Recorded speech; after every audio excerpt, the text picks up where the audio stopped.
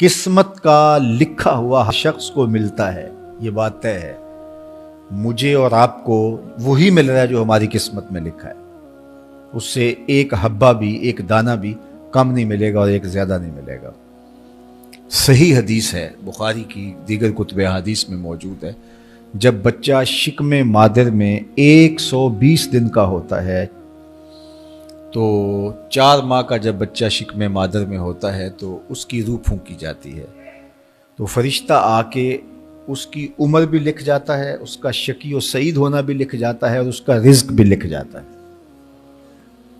تو رزق جو لکھا گیا وہ ہمیں ملے گا، اور جب جب ملنا ہے تب تب ملے گا۔ جو لکھا گیا ہے وہ بہر صورت ہمیں حاصل ہوگا۔ اب وہ جو ہماری قسمت کا رزق ہے اس کے حصول کا ذریعہ کیا ہے؟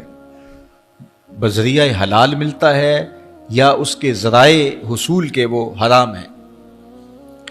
تو یہ اللہ کے ذکر کو چھوڑنے کی سزا یہ ہے کہ ملا وہی جو قسمت کا تھا، لیکن دولت عثمان نہ ملی، دولت قارون ملی۔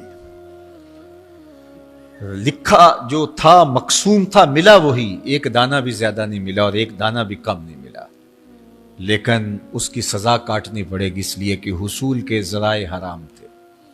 تو حضرت اکرمہ رضی اللہ تعالیٰ عنہ فرماتے ہیں کسبن حرامن، تو معیشت تنگ کیسے ہوتی ہے؟ بندہ کہتا ہے کہ یہ تو بڑا کما رہا ہے لیکن کما بذریعہ حرام رہا ہے۔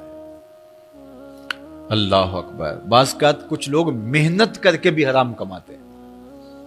ہم نے دیکھا کہ اس گرمی میں جو لوگ مزدوری کرتے ہیں اور بالخصوص لوہے کی بھٹی پہ جو کام کرنے والے ہیں، کتنا سخت کام ہے، لیکن وہاں بھی جو ہے وہ چاہے 15-20 منٹ جو ہے وہ خیانت کر کے اپنے اس رزق کو حرام بنا لیں اور ناجائز کر لیں، اتنی مشقت کے باوجود بھی کیتی کتری پئی کھو محمد پھر سکہ بنیا زردہ۔ تو ایک سودا ایسے بھی بک جاتا اگر 2 منٹ گاہک کو دیتا، لیکن جھوٹی قسم کھا لی اور وہ لے کے چلا گیا، سودا تو بک گیا لیکن ذریعہ اس کا حرام ہو گیا۔ یہ ذرا دیکھیے، جھوٹی قسم کھانے والے کو اللہ نظر رحمت سے بھی نہیں دیکھے، اتنی بڑی سزا ہے اس کی، اور نہ بکتا کوئی اور آ کے لے جاتا۔ جو قسمت میں لکھا ہے وہ تو آپ کا ہر صورت میں ہوگا، لیکن کچھ لوگوں کو اللہ کے ذکر کو چھوڑنے کا نتیجہ یہ ملتا ہے کہ پھر وہ ان کے ذرائع آمدنی جو ہوتے ہیں، محنت کے باوجود بھی کسب حرام ہو جاتا ہے کسی نہ کسی وجہ سے۔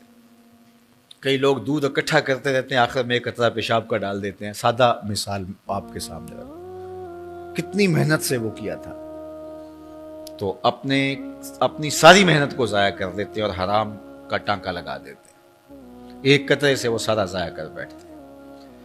تو یہ اللہ کے ذکر سے منہ موڑنے کا نتیجہ ہے۔ جب تمہارے دل اللہ کی یاد سے خالی ہو جائیں گے، تمہاری زندگیوں میں قرآن نہیں ہوگا، تمہاری زندگیوں کے اندر اسلام کے اجالے نہیں ہوں گے، تو پھر نتیجہ کیا ہوگا کہ معیشت دنک کیا ہے؟ کسبن حرامن۔ دوسرا معنی کہ تنگ زندگی، تلخ زندگی، جو حضرت عبداللہ ابن عباس سے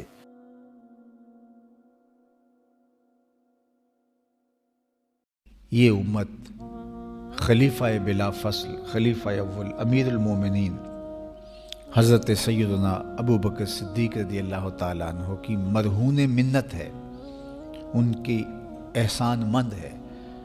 اقبال نے کہا تھا امن الناس بر مولائے ما، کلیم اول سینائے ما، ہستی او کشت ملت را چوں ابر، ثانی اسنین و غار و بدر و قبر۔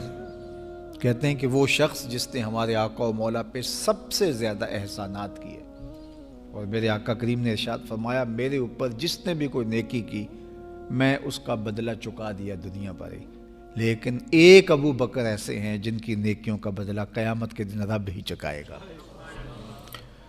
یہ حضور علیہ السلام نے ارشاد فرمایا، اور پھر میں ما نفعنی مال احد قط، ما نفعنی مال ابی بکر، مجھے کسی کے مال نے اتنا نفع نہیں دیا جتنا ابو بکر کے مال نے نفع دیا. اپنا سب کچھ حضور کی راہوں میں نچھاور کر دیا. مال پیش کیا، جان پیش کی، اولاد پیش کی، وقت دیا، ایک ایک سانس حضور کے نام کر دی. کہتے ہیں حضور علیہ السلام کا سایہ نہیں تھا، لیکن ابو بکر رضی اللہ تعالیٰ عنہ سایہ بن کے حضور کے ساتھ رہے، سائے کی طرح حضور کے ساتھ رہے. بدر کے ساتھی، حضر کے ساتھی، سفر کے ساتھی، غار کے ساتھی، حد ہو گئی مزار کے ساتھی. اللہ اکبر. ایک دن حضور ایسے نکل رہے ہیں مسجد نبوی سے تو کوئی لوگ داخل ہو رہے تھے، تو حضور کے دائیں ہاتھ میں ابو بکر کا ہاتھ تھا، بائیں میں حضرت عمر کا ہاتھ تھا. تو حضور ایسے دونوں کے ہاتھ پکڑ کے باہر نکل رہے تھے، تو کسی کو اندر آتے دیکھا تو اس کو دیکھ کر کے کہا قیامت کے دن ہم قبروں سے یوں ہی اٹھائے جائیں گے. میرے دائیں ہاتھ میں ابو بکر کا ہاتھ ہوگا، بائیں ہاتھ میں عمر کا ہاتھ ہوگا. اللہ اکبر. سیدہ کہول اہل الجنہ، جنت کے بوڑھوں کا سردار کہا. ابو بکر فی الجنہ، جنت کی بشارت دی. عشرہ مبشرہ میں سے پہلا نام حضرت ابو بکر رضی اللہ تعالیٰ عنہ کا ہے. فرمایا میرے 2 وزیر آسمان پہ ہیں، 2 وزیر زمین پہ ہیں.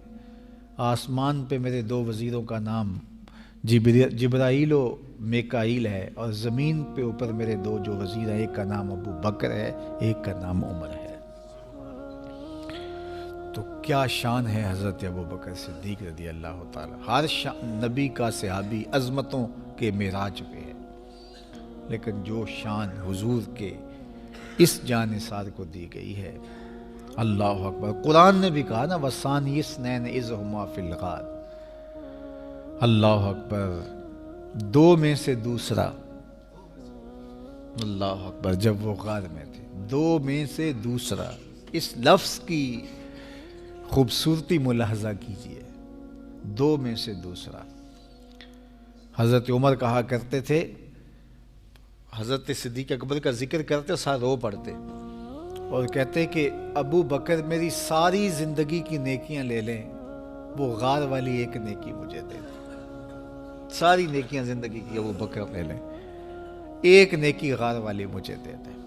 تو ان کی ساری نیکیاں ایک طرف اور ابو بکر کی ایک نیکی ایک طرف. اور حضرت عمر کہا کرتے تھے کاش میں ابو بکر کے سینے کا بال ہی ہوتا. کوئی کم شان ہے؟ یہ حضرت عمر کہہ رہے ہیں. یہ عمر جس کے بارے میں میرے حضور علیہ السلام نے فرمایا کہ میرے بعد اگر نبوت کا دروازہ بند نہ ہوا ہوتا، میرے بعد اگر کسی نے نبی ہونا ہوتا تو وہ عمر ہوتا. اتنی شانوں کے مالک. ان الشیطان یفر من ظل عمر، شیطان عمر کے سائے کو دیکھ کے بھاگ جاتا ہے.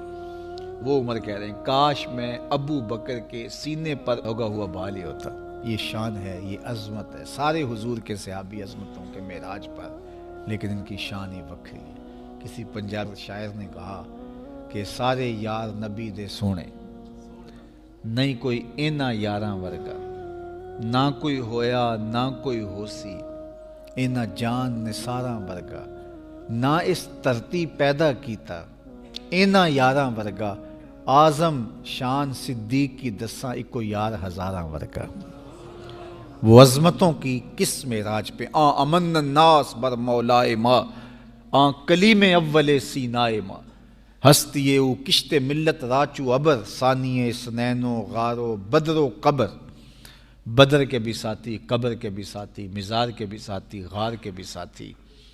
اور کھیت اسلام کی کھیتی کے لیے ابر بہار کی طرح برسے اور سیراب کر گئے. اور اس امت کے لیے انہوں نے جو کام کیا وہ انہی کا مقصوم